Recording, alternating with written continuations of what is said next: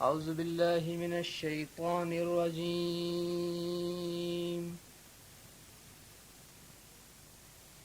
بسم الله الرحمن الرحيم.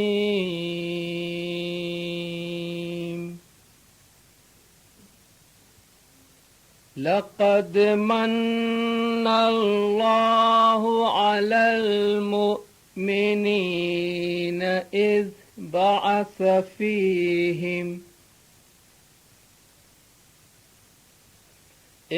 بعث فيهم رسولا من أنفسهم يتلو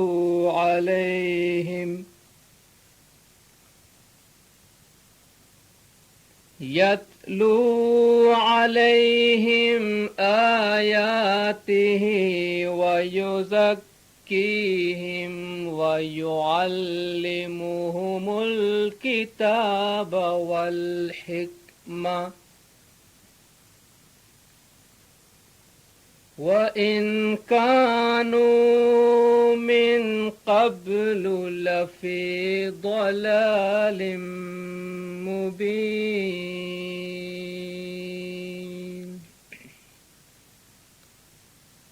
صدق اللہ العلی العظیم.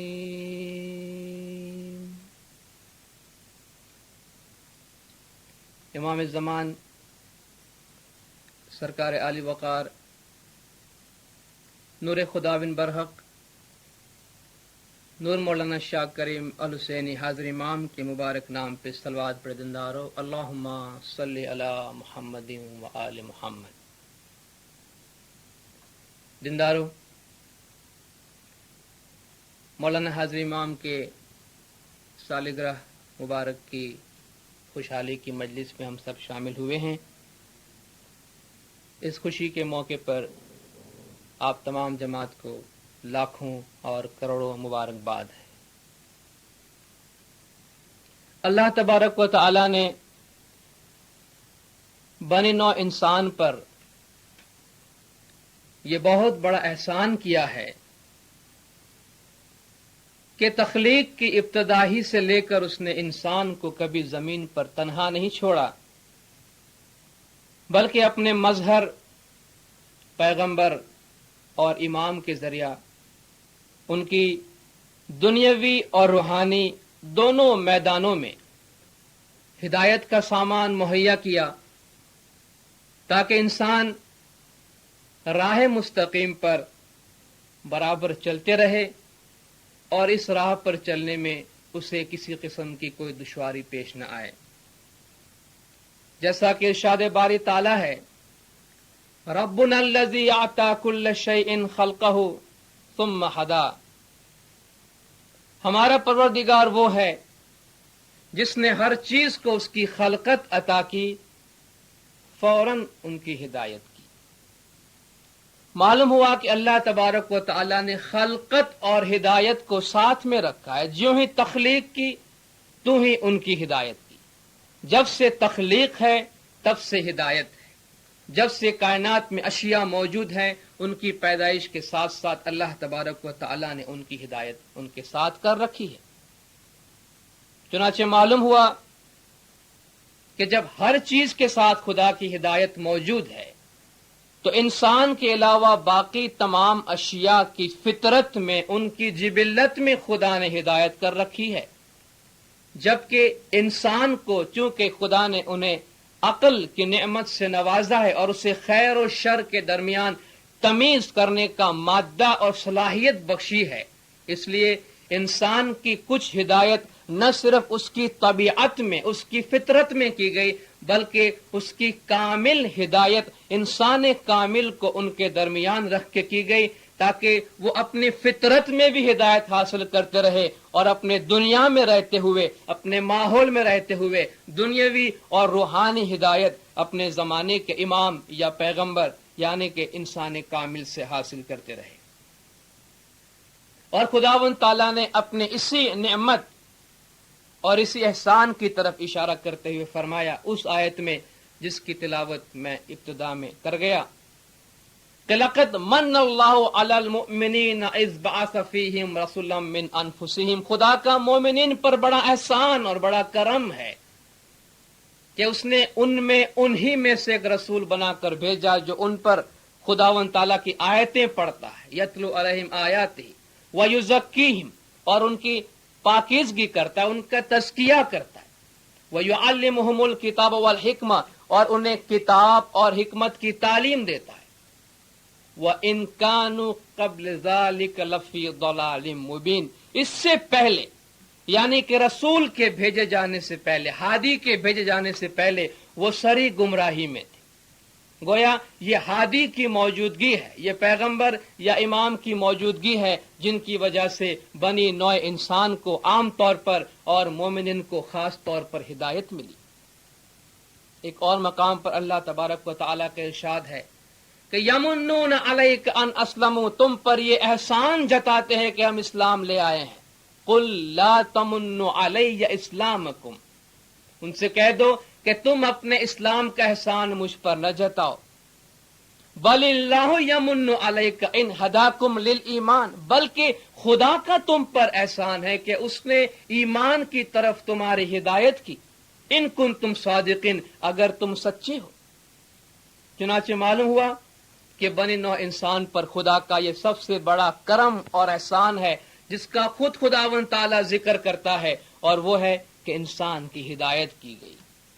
چنانچہ ہدایت کا یہ سلسلہ ہر زمانے میں جاری و ساری رہا، اور بنی نوع انسان کو خداوند تعالیٰ کی طرف سے یہ ہدایت ہمیشہ کے لیے ملتی رہی۔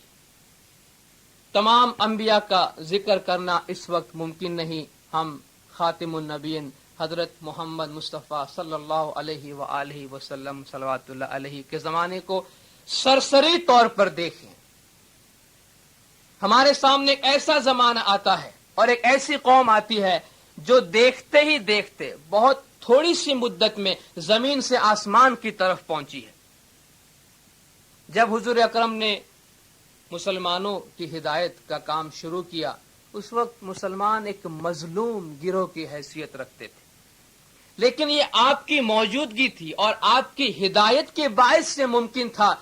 کہ مسلمان ہر تکلیف کو انتہائی خوشی کے ساتھ برداشت کرتے تھے۔ تاریخ اسلام کا تھوڑا سا علم رکھنے والا بھی جانتا ہے کہ 9 مسلموں پر کیسی کیسی مصیبتیں ڈھائی گئیں، انہیں کیسے کیسے اذیت پہنچائی گئی، لیکن انہوں نے حضور اکرم کی موجودگی کی برکت سے تمام چیزوں کو برداشت کیا۔ جب آپ نے مناسب سمجھا، مسلمانوں کو فرمایا صبر کرو، تمہارے لیے اس وقت صبر بہتر ہے، خدا تمہارے لیے جنت لکھ چھوڑا ہے۔ لیکن جب آپ نے مناسب سمجھا تو مسلمانوں کو ہدایت کی کہ وہ حبشہ کی طرف ہجرت کر جائیں، ہدایت کی کہ مدینہ کی طرف ہجرت کر جائیں۔ آپ نے خود بھی مدینہ کی طرف ہجرت فرمائی، لیکن جب آپ نے مناسب سمجھا، اسلام کے دفاع کا سوال آیا، آپ نے فرمایا اب ہتھیار اٹھا لو۔ اور جب فتح و کامرانی کا دور آیا تو آپ نے فرمایا اب آگے بڑھو، اب فتح و کامرانی کا دور ہے۔ اور یہ حضور اکرم کی ہدایت زمان اور مکان کے مطابق ہی تھی کہ دیکھتے ہی دیکھتے ایک مظلوم قوم حضور اکرم کی زندگی میں 23 سال کے اندر پورے عربستان پر چھا جاتی ہے، تمام عربوں پر حکمرانی کرنے لگتی ہے۔ وہ مظلوم قوم دیکھتے ہی دیکھتے حاکم بن جاتی ہے۔ یہ آپ کی ہدایات کی برکت ہے، اور آپ کے بعد آپ کے جانشین ائمہ علیہم السلام صلوات اللہ علیہ، ان کی ہدایت کے مطابق امت مسلمہ نے اور خصوصی طور پر ائمہ علیہم السلام کی پیروکاروں نے کیسی کیسی کامیابی کے کام انجام دی۔ ایک زمانہ ایسا بھی آتا ہے کہ امام بظاہر لوگوں کی نظروں سے پوشیدہ ہے، دور 70 کا زمانہ ہے، لوگ امام کے بارے میں بہت کم معلومات رکھتے ہیں، لیکن امام کی طرف سے داعیوں کے ذریعے مومنوں کو ہدایت ملتی رہی ہے۔ امام لوگوں کی نظروں سے غائب ہے، لیکن امام کی ایسی ہدایت مریدوں کو ملی ہے کہ آپ دیکھ رہے ہیں کہ دور 70 کے زمانے میں جب ہر بات چھپی ہوئی ہے، اسماعیلی داعیوں نے یمن میں اور افریقہ میں حکومتیں قائم کی ہیں۔ تاریخ اسماعیلیہ کا ایک سرسری طور پر جائزہ لیجئے، آپ کو معلوم ہوگا کہ دشمنان دین نے اسماعیلیوں کو تکلیف پہنچانے میں، اسماعیلیوں کو اذیت پہنچانے میں اور اسماعیلیوں کو صفحۂ ہستی سے مٹانے کے لیے کیا کچھ نہیں کیا، لیکن نتیجہ امام زمان کے وجود کے برکات اور امام زمان کی ہدایت کی برکات کا نتیجہ ہمارے سامنے ہے۔ اسماعیلی ہمیشہ موجود رہے، ان میں اتحاد قائم رہا، ان میں مذہبی جذبہ قائم رہا، اور آج بھی اسماعیلی موجود ہے، دنیا کے گوشے گوشے میں ہے، اور دنیا میں اور خاص طور پر مسلمانوں کے ایک منظم ترین گروہ میں ان کا شمار ہوتا ہے۔ یہ امام کی ہدایت کی برکات اور امام کی مہربانیاں ہیں، اور اسی کی طرف سرکار مولانا حاضر امام شاہ کریم الحسینی صلوات اللہ علیہ نے اپنے حالیہ دورہ پاکستان کے موقع پر اپنے فرمان میں فرمایا کہ بدلتے ہوئے حالات میں یہ امام کی ذمہ داری ہے کہ وہ تمہاری ہدایت کرے، اور یہ امام کی ہدایت ہے جن کی وجہ سے آج ہم اتنے اچھے مقام پر پہنچے۔ سید امام شاہ اپنے گنان کے پاٹ میں اسی حقیقت کی طرف اشارہ کرتے ہوئے فرماتے ہیں کہ جی ایوا گرجی نا وچن صحیح ابھی چل چھے پن جے کوئی ابھی چل راکھے ایمان تینے انت کالے سامی جی اگار شے بھائی آپ شے وہی کٹھام، کہ گرجی نا وچن تے ابھی چل چھے، مرشد کامل کا فرمان اٹل ہے، لیکن پن جے کوئی ابھی چل راکھے ایمان، اس کے لیے جو اپنے ایمان کو بھی ابھی چل رکھتا ہے، جو اپنے ایمان کو بھی اٹل رکھتا ہے، ایسے مومنوں کو مرشد کامل قیامت کے دن نجات دے گا، مشکلات اور آفات سے محفوظ رکھے گا اور اسے جنت میں جگہ دے گا۔ چنانچہ امام زمان کے وجود کی برکات ہی کی وجہ سے اور زمان و مکان کے مطابق ہدایت ملنے ہی کی وجہ سے آج اسماعیلی زندگی کے ہر میدان میں آپ کو ترقی کرتے ہوئے نظر آتے ہیں۔ امام زمان کی وجود کی برکات میں سے ایک اور برکت یہ ہے کہ ان کا وجود ہمارے لیے باعث امن و سلامتی اور سکون و راحت ہے۔ خداوند تعالیٰ قرآن میں فرماتا ہے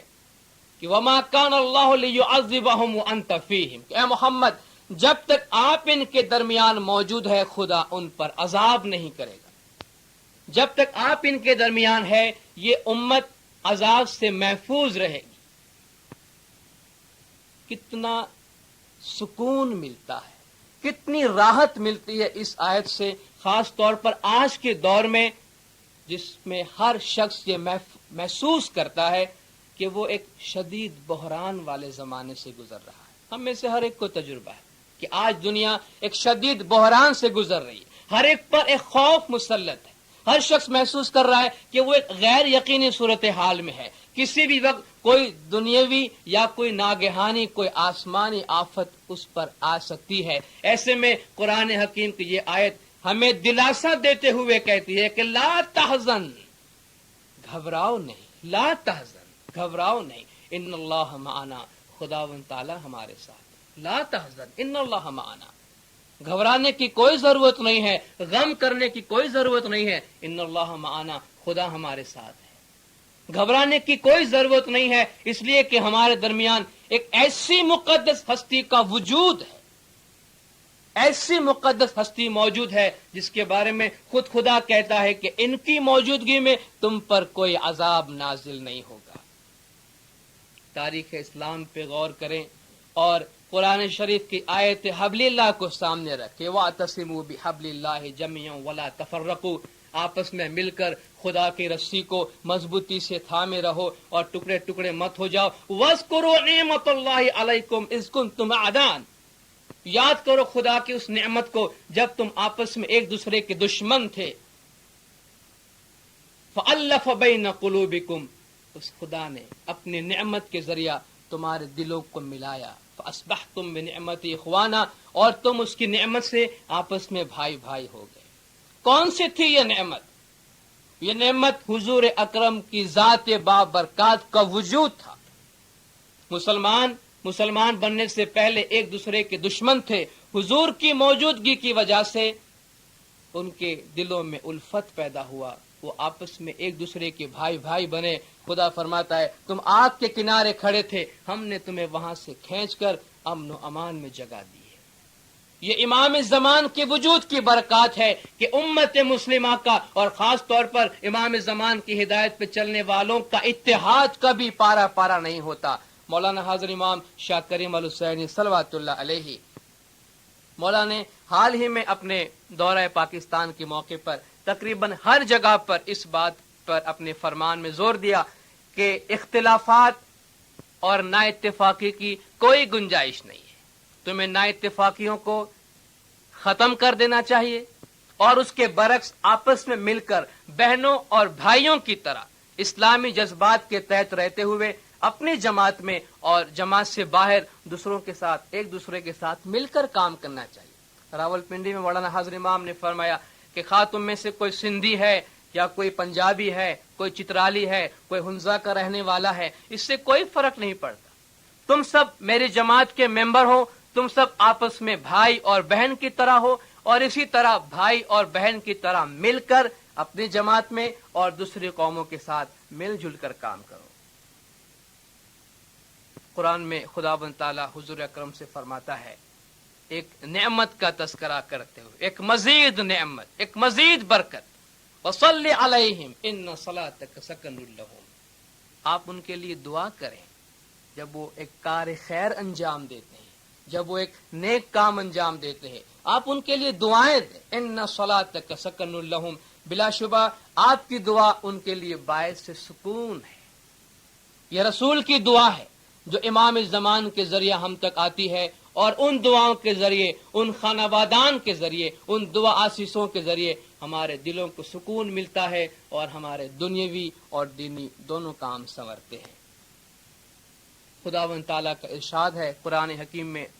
اللہ ولی الذین آمنوا یخرجہم من الظلمات الی النور، یہ خدا ہے جو مومنوں کا دوست ہے، مومنوں کا کارساز ہے، وہ انہیں اندھیروں سے روشنی کی طرف لے آتا ہے۔ ایک اور مقام پر رسول سے فرماتے الف لام را کتاب انزلناہ الیک لتخرج الناس من الظلمات الی النور، کہ الف لام را یہ کتاب ہے جو ہم نے آپ پر نازل کی ہے تاکہ آپ لوگوں کو اندھیرے سے نکال کے روشنی کی طرف لے آئے۔ دونوں آیتوں کو دیکھیے، ایک جگہ فرماتا ہے خدا میں لوگوں کو، مومنین کو اندھیروں سے نکال کے نور کی طرف لاتا ہوں، وہاں رسول سے فرماتے ہیں کہ رسول مومنوں کو اندھیرے سے نکال کے نور کی طرف لاتا ہے، اور نتیجہ بالکل صاف ظاہر ہے کہ خدا کا مومنوں کو اندھیرے سے روشنی کی طرف لانا وہی ہے جو رسول کام انجام دیتے ہیں، جو ہدایت رسول انجام دیتے ہیں، اور مومنوں کو، بنی نوع انسان کو اندھیرے سے، گمراہی کے اندھیرے سے ہدایت کی روشنی کی طرف لانے کا کام جو پیغمبر زمانہ اور ان کے بعد جو امام زمانہ انجام دیتے ہیں وہ وہی ہے جس کے لیے خدا فرماتا ہے خدا مومنوں کا کارساز ہے، اور وہ مومنوں کو اندھیرے سے روشنی کی طرف یعنی گمراہی سے ہدایت کی طرف لے آتا ہے۔ اسی ہدایت میں اور اسی ہدایت کی پیروی میں، اسی فرمان برداری میں ہمارے لیے زندگی ہے۔ خدا فرماتا ہے یا ایھا الذین آمنوا استجیبوا للہ وللرسول اذا دعاکم لما یحییکم، اے ایمان والو جب خدا اور اس کا رسول تمہیں کوئی حکم دیتا ہے، کسی کام کے لیے بلاتا ہے تو جواب دو، سب کام چھوڑ کے جواب دو تاکہ وہ تمہیں زندہ کر دے۔ ظاہر ہے خدا ایمانداروں سے مخاطب ہے تو نعوذ باللہ ایماندار کوئی مردہ تو نہیں تھے، انسان ہے، مسلمان ہے، مومن ہے اور مخاطب ہیں، سنتے ہیں، ان سے خدا کہہ رہا ہے کہ جب خدا اور اس کا رسول تمہیں بلاتا ہے جواب دو، تمہیں ایک نئی زندگی دے گا، اندھیرے سے نکال کر نور کی طرف لائے گا اور نورانی زندگی تمہیں ملے گی۔ تم اگر اس کے فرمان پر عمل کرو گے، اس کی ہدایت پہ چلو گے، تم نورانی طور پہ اور روحانی طور پر حیات ابدی میں پہنچ جاؤ گے۔ سرکار آقا سلطان محمد شاہ صلوات اللہ علیہ امام نے اپنے فرمان میں فرمایا کہ ہر زمانے کا امام حاضر و موجود ہوتا ہے، وہ تمہیں بدلتے ہوئے وقت میں کیا کرنا اور کیسے چلنا اس کے مطابق ہدایت کرتے ہیں، بدلتے ہوئے وقت میں تمہیں کس طرح چلنا چاہیے وہ تمہیں سمجھاتے ہیں۔ سرکار مولانا حاضر امام شاہ کریم الحسینی صلوات اللہ علیہ سرکار نے حال ہی میں اپنے دورہ پاکستان کے موقع پر آپ نے فرمان سنا ہے، ہر موقع پر مولا نے فرمایا زمانہ بدل رہا ہے، تیزی کے ساتھ بدل رہا ہے، بہت تبدیلیاں ہوئی ہیں، بین الاقوامی حالات بدلے ہیں، بین الاقوامی اقتصادی تعلقات بدلے ہیں، اور ایسے میں یہ امام کا کام ہے کہ تمہاری رہنمائی کرے۔ امام پہلے پس منظر بتاتے ہیں کہ تمہارا امام اگر تمہارے بیچ میں تمہیں ہدایت دینے آتا ہے تو اس لیے آتا ہے کہ امام اس لیے موجود ہے تمہارے درمیان کہ وہ بدلتے ہوئے حالات کے مطابق تمہیں کیا کرنا اور کیسے چلنا اس کے متعلق تمہیں بتاتے ہیں۔ چنانچہ امام نے تبدیلیوں کی طرف اشارہ فرمایا کہ زمانہ حالات تیزی سے بدل رہا ہے، اور اس کے متعلق تمہارے امام کا تمہارے لیے فرمان ہے کہ تمہیں مل جل کر اور سخت محنت سے کام کرنا چاہیے، اور سب سے بڑھ کر یہ کہ جن علاقوں میں تم رہتے ہو ان کی ترقی کے لیے تمہیں کام کرنا چاہیے۔ مولانا حاضر امام نے حال ہی میں اپنے دورہ پاکستان کے موقع پر اور اس سے پہلے بھی اپنے روحانی بچوں پر اس بارے میں اور اس کے متعلق خاص زور دیا ہے کہ وہ جہاں کہیں بھی رہتے ہو، جس ملک میں رہتے ہو، انہیں اپنے قومی تعمیری کام میں بھرپور حصہ لینا چاہیے، نہ صرف اپنی جماعت کی طرف بلکہ اپنے ملک اور اپنی قوم کی طرف توجہ دے۔ اور سرکار مولانا حاضر امام شاہ کریم الحسینی صلوات اللہ علیہ امام نے بھی اس کام کی طرف توجہ دی ہے کہ آپ اپنے جماعتی اداروں کو قومی ادارے میں تبدیل کرنے کی طرف متوجہ ہوئے ہیں۔ جیسا کہ آپ نے سنا ہوگا کہ کینیا کے ایک جماعتی مالی ادارہ ڈائمنڈ جبلی انویسٹمنٹ ٹرسٹ کو مولانا نے قومی ادارہ ڈائمنڈ ٹرسٹ آف کینیا میں تبدیل کر دیا۔ گویا جماعتی اداروں کو مزید مؤثر بنانے کے لیے، مزید مفید بنانے کی طرف امام توجہ دیتے ہیں کہ وہ جماعتی ادارے قومی سطح پر کام کرنے لگے۔ اس کے علاوہ مولانا حاضر امام نے مسلم ممالک کی فلاح و بہبودی کی طرف خاص توجہ دی ہے، خواہ پھر بنگلہ دیش ہو، پاکستان ہو یا دنیا کا کوئی اور ملک ہو۔ سرکار مولانا حاضر امام نے اپنے روحانی بچوں کی فلاح و بہبودی کے لیے، ان کی ترقی اور آبادی کے لیے، ان کی مالی حالت کو بہتر کرنے کے لیے، ان کے صحت کے معیار کو بلند سے بلندتر کرنے کے لیے امام نے کئی منصوبوں کو اپنے ہاتھ میں لیا ہے، اور کئی طرح سے حاضر امام اس میدان میں ہمیں امداد دے رہے ہیں۔ اور سب سے بڑھ کر یہ کہ ہمارے عظیم ملک اور ہمارے پیارے وطن پاکستان کی طرف بھی حاضر امام کی خصوصی توجہ ہے۔ پاکستان مولانا حاضر امام کے خصوصی توجہ کا مرکز بنا ہوا ہے، اور یہ امام زمان کی توجہ ہے، امام زمان کی ہدایت ہے اور امام زمان کی رہنمائی ہے، جس کی بدولت ہم دینی اور روحانی میدانوں میں ترقی کر رہے ہیں، اور انشاءاللہ امام کی وجود کی برکات کی وجہ سے اور امام کے فرامین اور ہدایت پر عمل کرتے ہوئے ہم دونوں جہان میں آباد ہوں گے۔ خداوند نور مولانا شاہ کریم الحسینی حاضر امام آج کے دن کی مبارک برکت سے اپنے گج جماعت کے تمام گناہ معاف کرے، سب کی نیک امیدیں پوری کرے، آخری دم تک ایمان سلامت رکھے، سکھی سلامت و آباد رکھے، اپنا دیدار نصیب کرے۔ صلوات پر زندہ رہو۔ اللہم صلی علی محمد و آل محمد۔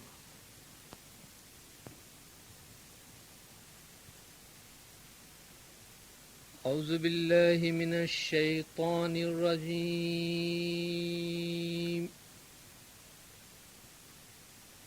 بسم اللہ الرحمن الرحیم۔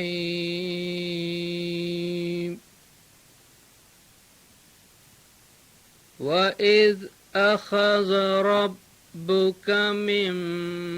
بَنِي آدَمَ مِنْ ظُهُورِهِمْ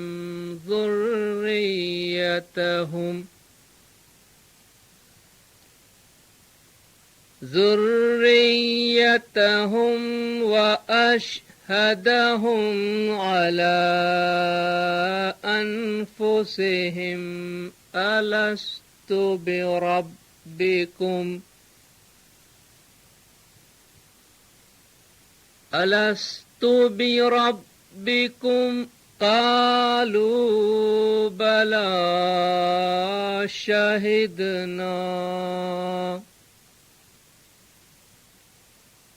أَن تَقُولُوا يَوْمَ الْقِيَامَةِ إِنَّا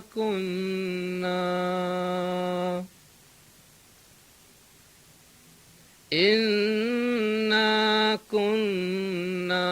عَنْ هَذَا غَافِلِينَ۔ صدق اللہ العلی العظیم. نوروز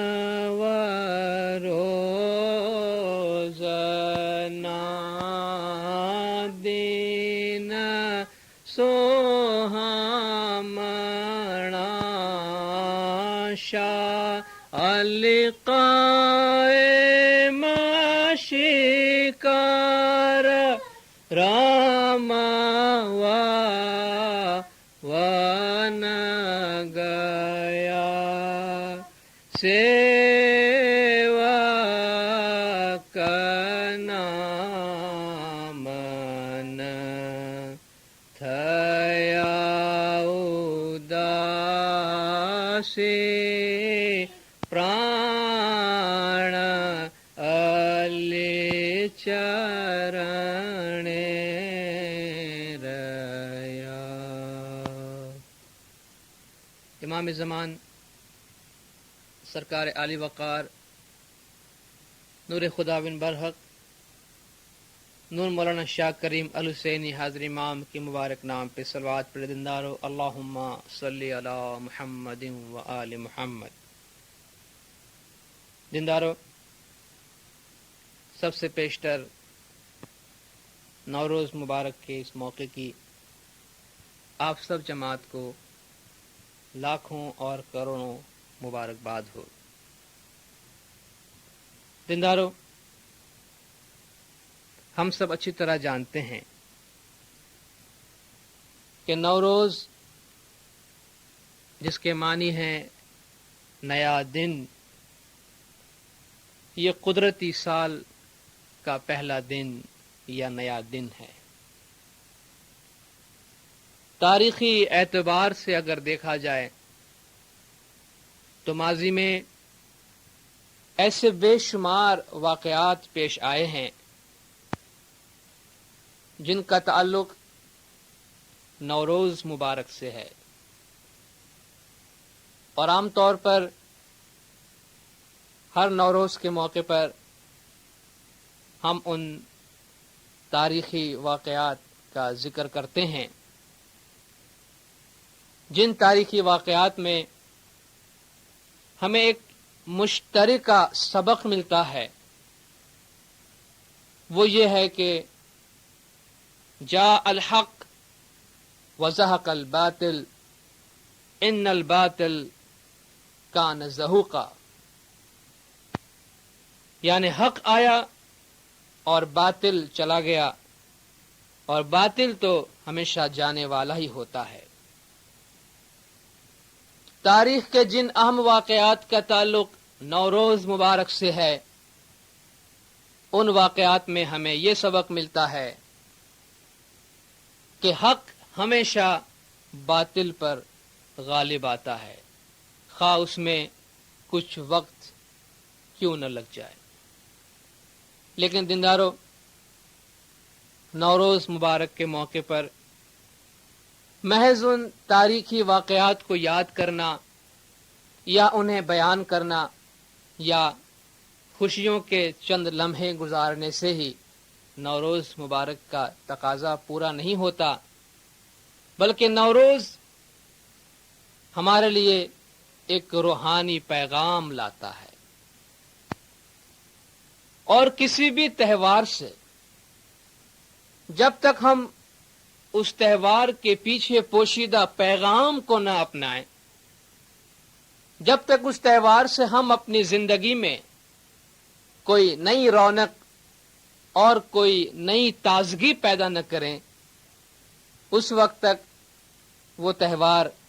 محض ایک رسم تک ہی محدود رہتا ہے. اس لیے نوروز مبارک کا جو روحانی پیغام ہے، جس کا تعلق ہماری روح سے ہے، اسے کما حقہ اپنی روح میں جگہ دینی چاہیے اور اپنی زندگی میں اپنانا چاہیے، کیونکہ بالآخر انسانی زندگی کا جوہر، انسانی زندگی کی نچوڑ، انسانی زندگی کی بنیاد، انسانی زندگی کی اہمیت اس کی روحانیت ہے، اس کی زندگی کا روحانی پہلو ہے. چنانچہ آپ نے محسوس کیا ہے، آپ نے دیکھا ہے کہ نوروز مبارک سے موسم میں بہار کا آغاز ہوتا ہے، جس میں اگر مختصراً کہا جائے تو دنیا ایک نیا لباس پہنتی ہے۔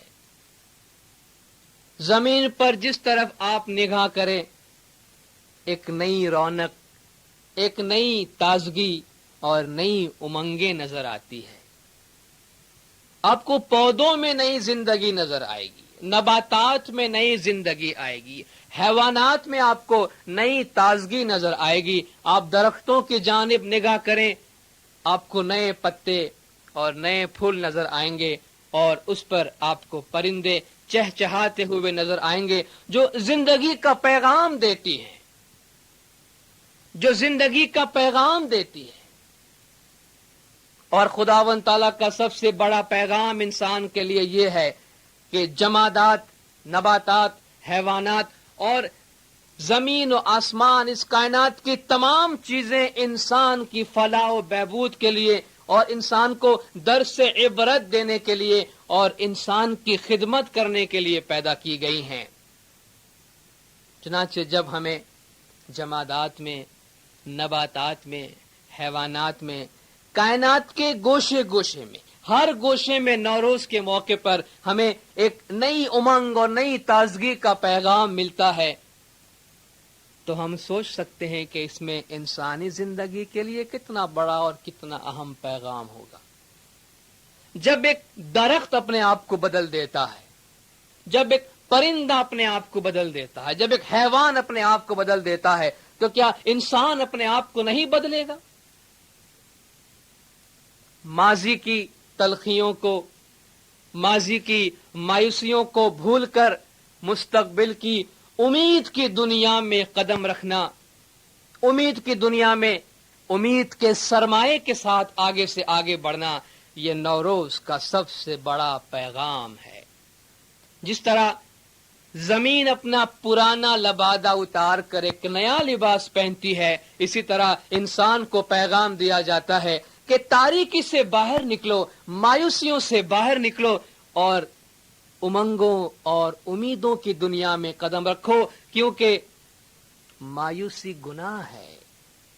خداوند تعالیٰ ہمیں اندھیرے سے روشنی کی طرف لاتا ہے۔ اللہ ولی الذین آمنوا یخرجہم من الظلمات الی النور، خدا مومنوں کا دوست ہے جو انہیں اندھیروں سے روشنی کی طرف لاتا ہے۔ نوروز ہمیں پیغام دیتا ہے کہ اندھیرے سے باہر نکلنے کی کوشش کرو۔ اندھیرا انسان کی تقدیر نہیں بلکہ روشنی انسان کی تقدیر ہے۔ مایوسی انسان کی قسمت نہیں بلکہ امید انسان کی قسمت ہے۔ چنانچہ خدا کا ہمیں فرمان ہے وَلَتَرْكَبُنَّ طَبَقًا عَنْ طَبَقٍ، تم درجہ بدرجہ اوپر چڑھتے جاؤ گے، تم درجہ بدرجہ آگے سے آگے بڑھتے جاؤ گے۔ چنانچہ اپنے ماضی کو، جس میں اگر نا امیدیاں یا مایوسیاں پنہا ہیں یا اس سے وابستہ ہے، اسے چھوڑ دو اور امید کی دنیا میں آگے بڑھو، ایک نیا قدم آگے بڑھاؤ، ایک نیا زینہ چڑھ جاؤ۔ ان زینوں سے چڑھ کر تم معراج کی طرف گامزن ہو جاؤ گے، ان زینوں سے چڑھ کر تم خداوند تعالیٰ کے نور کے قریب ہو جاؤ گے۔ جب تک انسان اپنی زندگی میں تبدیلیوں کو جگہ نہیں دیتا، اس وقت تک اسے کوئی صحیح سبق اس زندگی سے نہیں مل سکتا۔ خداوند تعالیٰ قرآن حکیم میں فرماتا ہے کہ ان اللہ لا یغیر ما بقوم حتی یغیروا ما بانفسہم،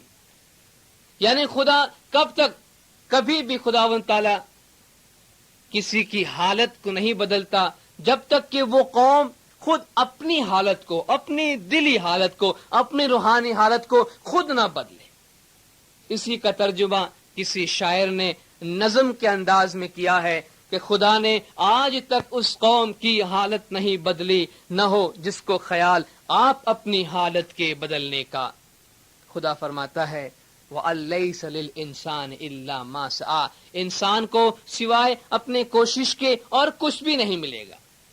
چنانچہ انسان ایک ایسی مخلوق ہے جسے خداوند تعالیٰ نے عقل اور فہم کی نعمتوں سے نوازا ہے، اور اسے چاہیے کہ ان نعمتوں کو بروئے کار لائے، ان کا استعمال کرے اور اپنی زندگی میں پیش قدمی کرے، آگے سے آگے بڑھے۔ قرآن حکیم کی وہ آیت جو میں ابتدا میں تلاوت کر گیا،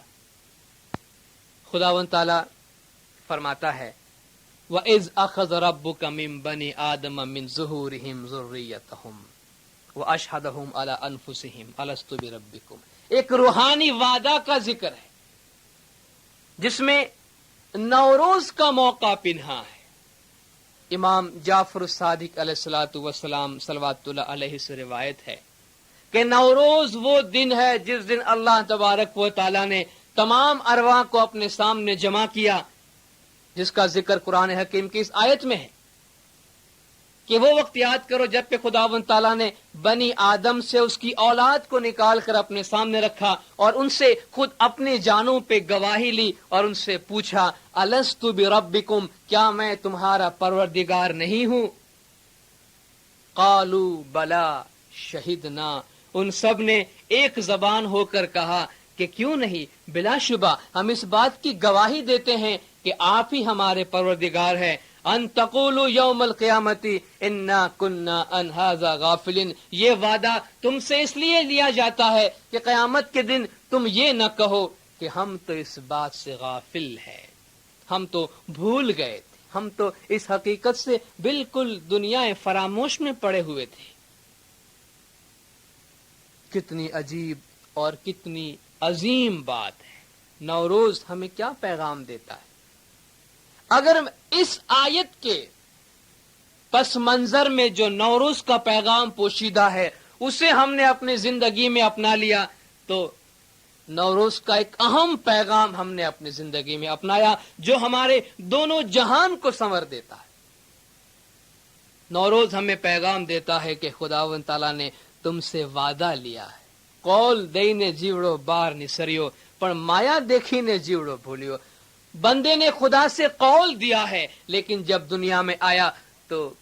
مایا دیکھ کر، دنیا کی لوبھ لالچ میں پڑ کر اپنے وعدے کو بھول گیا، جس کی پیشن گوئی خود خدا نے کی ہے کہ قیامت کے دن یہ مت کہنا کہ ہم تو بھول گئے تھے، ہم تو اس بات سے غافل تھے۔ نوروز ہمیں عبودیت کا پیغام دیتا ہے کہ ہمارا ایک مالک ہے،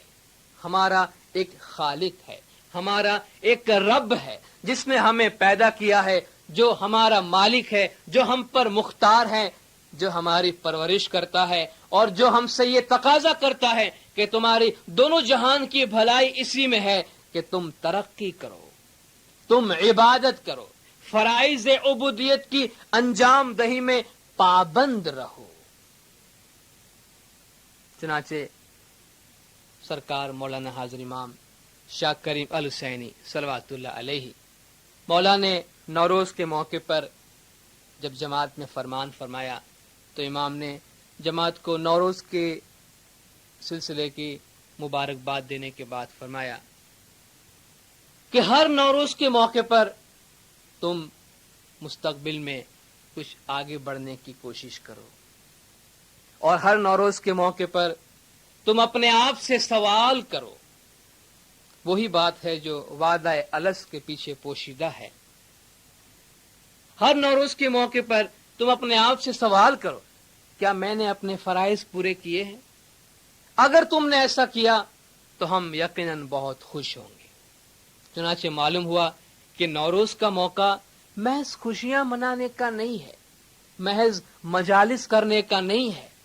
یہ باتیں یقیناً ہمارے روحانی زندگی میں اور ہمارے دنیاوی زندگی میں ہمارے لیے مفید ہے، لیکن امام نے جو ہمیں درس دیا ہے، امام نے جو ہمیں نوروز مبارک کو منانے کا طریقہ بتایا ہے وہ یہ ہے کہ تم اپنا حساب لو۔ نوروز کے موقع پر تم اپنا محاسبہ کرو کہ کیا تم نے اپنے فرائض کی انجام دہی پابندی کے ساتھ کی ہے۔ اگر ہم اس بات کی تفصیل میں جائیں کہ ہمارے کون کون سے فرائض ہیں تو یہ بات انتہائی طویل ہو جائے گی، لیکن اگر ہم مختصر کرنا چاہیں تو وہ یہ کہ ہماری جو دنیاوی اور روحانی دو ذمہ داریاں ہیں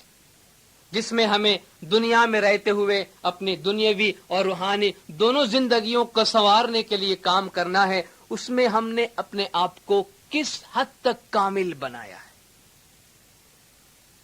اس موقع پر سرکار مولانا حاضر امام شاہ کریم الحسینی صلوات اللہ علیہ مولا کا وہ فرمان ذہن میں آتا ہے جو آپ نے 1973 میں بمبئی میں فرمایا، تمام جماعتی اداروں کی مشترکہ مہمانی میں۔ امام نے فرمایا کہ تمہاری زندگی کے دوران، تمہاری زندگی میں عمل کے دوران تمہیں کچھ باتوں کے کرنے اور کچھ باتوں کے نہیں کرنے کے لیے کہا گیا ہے، اور تمہاری زندگی کے انجام پر تمہیں انہیں تمہارے اعمال کے مطابق تمہارا حساب لیا جائے گا، اسی کے مطابق تمہارا فیصلہ کیا جائے گا۔ امام نے فرمایا کہ اپنی زندگی کے اختتام پر تم اپنے آپ سے سوال کرو کہ کیا تم نے اپنے دنیاوی اور روحانی ذمہ داریوں کو باقاعدگی سے انجام دیا ہے؟ اگر تم نے ایسا کیا ہے تو ہم فرماتے ہیں کہ سب سے پہلے تمہیں خوشی نصیب ہوگی۔ جب ہم کہتے ہیں تمہیں خوشی نصیب ہوگی تو اس سے مراد کوئی دنیاوی مسرت نہیں ہے، دنیاوی خوشی نہیں ہے، بلکہ ہمارا مقصد ہے کہ تمہیں روحانی خوشی ہوگی۔ لیکن اگر تم نے ایسا نہیں کیا ہے تو پھر تمہیں دکھ ہوگا، تم ناخوش ہوگے، تمہیں افسوس ہوگا اس میدان میں۔ ظاہر ہے کہ ایک انسان کو اگر فرض دیا جاتا ہے اور وہ ان فرائض کی بجاوری میں پابند رہتا ہے تو اپنی ذات میں اسے خوشی محسوس ہوتی، لیکن اگر وہ اپنے فرائض میں کاہلی کرتا ہے، سستی کرتا ہے، تو بالآخر اسے پشیمانی ہوتی ہے کہ اس نے صحیح طور پر کام نہیں کیا۔ اگر ہم اپنی زندگی پر ایک نظر ڈالیں تو ہمارے دنیاوی زندگی میں ہم پر یہ فرائض عائد کیے گئے ہیں کہ ہم اپنے خاندان کے لیے اور اپنی ذات کے لیے جو کچھ ہم سے ممکن ہو وہ کرنے کے بعد ہماری جماعت کے لیے، ہمارے دیندار بھائیوں اور بہنوں کے لیے خیر سگالی کے جذبے کے ساتھ امداد کے طور پر بہت کچھ ہمیں کرنا، اتحاد اور محبت سے پیش آنا، بھائیوں اور بہنوں کی طرح رہنا، چھوٹوں کے ساتھ محبت سے، بڑوں کے ساتھ ادب سے پیش آنا، اور دنیا میں ایک بہترین انسان اور سب سے بڑھ کر ایک بہترین اسماعیلی بن کر رہنا، یہ ہمارے دنیاوی اور ظاہری فرائض ہیں۔ اور ایسے اعمال سے دور رہنا، ایسے افعال سے دور رہنا کہ جس کی وجہ سے امام کو یا قوم کو کسی قسم کی کوئی تکلیف پہنچے۔ یاد رکھیں کہ ایک فرد جو کام کرتا ہے اس کا اثر ملت پہ پڑتا ہے۔ ہم کوئی تنہا ہستیاں نہیں ہیں، ہم ایک بہت بڑی جماعت کے ایسے افراد ہیں کہ جنہیں جدا نہیں کیا جا سکتا۔ ایک اسماعیلی دنیا کے کسی بھی کونے میں کوئی بھی فعل کرے گا، کوئی بھی عمل کرے گا، اس کا اثر اسماعیلی جماعت پر پڑے گا اور امام پر پڑے گا۔ اس لیے امام نے فرمایا کہ تم جو اعمال کرتے ہو اس کا براہ راست اثر جماعت پہ پڑتا ہے، امام پہ پڑتا ہے۔ اگر اسماعیلی اچھی طرح چلتے ہیں تو پوری جماعت کا نام ہوتا ہے، امام کا نام ہوتا ہے اور امام خوش ہوتے ہیں۔ اگر اسماعیلی کوئی ناپسندیدہ فعل انجام دیتا ہے تو پوری جماعت کے لیے یہ ایک بری بات بن جاتی ہے اور خود امام کو بھی اس سے افسوس ہوتا ہے۔ یہ باتیں ہمارے ظاہری فرائض میں آتی ہیں، اور اس کے بعد ہمارے باطنی فرائض ہیں، یعنی عبادت، بندگی اور روحانیت کے میدان میں ترقی کرنے کے لیے عمل کرنا، کام کرنا، دعا میں، جماعت خانے کی حاضری میں پابند رہنا، خدمت میں پابند رہنا، اور سب سے بڑھ کر جنہوں نے روحانیت کے میدان میں ترقی کرنے کے لیے قدم رکھا ہے اور جنہوں نے اپنے زمانے کے امام سے وعدہ کیا ہے کہ وہ روحانیت کے میدان میں آگے سے آگے بڑھیں گے، وہ اپنے وعدے کو پورا کریں۔ ان العہد کان مسئولا، تم نے جو عہد کیا ہے اسے پورا کرو، کیونکہ عہد کے بارے میں تم سے سوال کیا جائے گا۔ چنانچہ بندگی کے میدان میں چلنے والے لوگ نہ صرف الست میں وعدہ دے چکے ہیں بلکہ اس زندگی میں بھی انہوں نے اپنے زمانے کے امام کو وعدہ دیا ہے، قول دیا ہے کہ وہ روحانیت کے میدان میں آگے بڑھیں گے۔ چنانچہ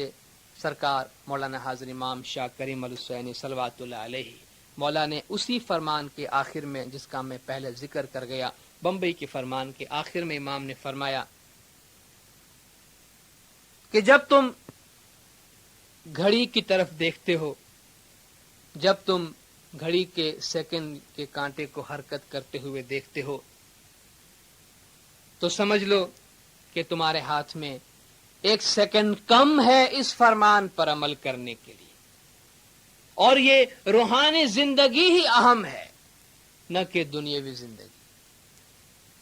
آگے مولا نے فرمایا کہ تم میں سے وہ جو جوان ہے، کتنا عظیم پیغام ہے زندگی کے بارے میں، زندگی میں ولولہ پیدا کر دیتا ہے مولا کا یہ فرمان، زندگی جینے کا طریقہ ہمیں بتاتا ہے۔ سرکار آقا سلطان محمد شاہ صلوات اللہ علیہ مولا کا وہ میسج یاد آتا ہے کہ struggle is the meaning of life, جد و جہد، struggle is the meaning of life, زندگی کے معنی ہے جد و جہد، عمل کریں، شکست یا فتح یہ تو خدا کے ہاتھ میں ہے، but struggle is man's duty, struggle انسان کا فرض عین ہے، and should be his joy, اور اسی میں اسی کی خوشی پنہا ہے، یہی اس کے لیے خوشی ہونی چاہیے کہ وہ عمل کرتا ہے۔ چنانچہ مولا نے وہاں فرمایا کہ تم میں سے جو جوان ہیں اور جو کہنا چاہتے ہیں کہ میں تو اس فرض کو کل پورا کروں گا، کل کبھی واپس نہیں آتا، کل کبھی واپس نہیں آتا، اور تم میں سے وہ جو بوڑھے ہو چکے ہیں اور جو یہ کہنا چاہتے ہیں کہ میں تو اس کام کو کرنے کے لیے بوڑھا ہو گیا ہوں، مولا نے فرمایا تم کبھی بھی اتنے بوڑھے نہیں ہو، کبھی بھی اتنے بوڑھے نہیں ہیں، یہ کہ زندگی کا ہر دن بھرپور طریقے سے جینا چاہیے، اور اس دن میں تمہیں اپنی صلاحیت کے مطابق اپنے فرائض کو، دنیاوی اور روحانی فرائض کو پورا کرنا چاہیے، اور وقت کو بے خبری میں گزرنے نہیں دینا چاہیے کہ ایک مرتبہ یہ وقت گزر گیا تو ہمیشہ کے لیے گزر گیا۔ کتنا عظیم پیغام ہے، نہ اس میں بڑھاپے کا تعلق ہے، نہ اس میں جوانی کا تعلق ہے، نہ اس میں زمان و مکان کی کوئی رکاوٹیں ہمارے سامنے، بلکہ زندگی عمل ہم کا نام ہے۔ لَتَرْكَبُنَّ طَبَقًا عَنْ طَبَقٍ، اپنے ماضی سے مستقبل کی طرف آگے بڑھنا، ایک حالت سے دوسری حالت کی طرف ترقی کرنا، معراج کی راہ پر